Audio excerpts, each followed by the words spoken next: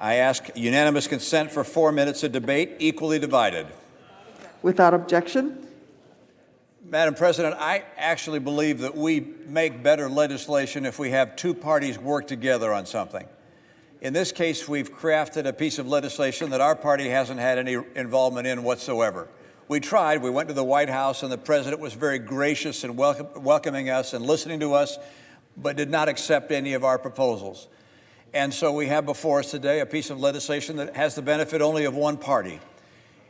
There's some errors in that and some things I think we really have to look at and try and fix. One of them is with regards to states and localities. At the time the president put his bill out there, there was an assumption that states had massive losses associated with the COVID experience.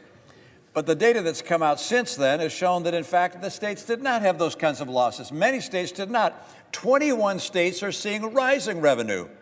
States like Florida don't need more money. Oklahoma doesn't need more money. My state of Utah doesn't need more money. California has record surpluses, billions of dollars in surplus. And yet, under this legislation, California itself, at the state level, gets $26 billion more.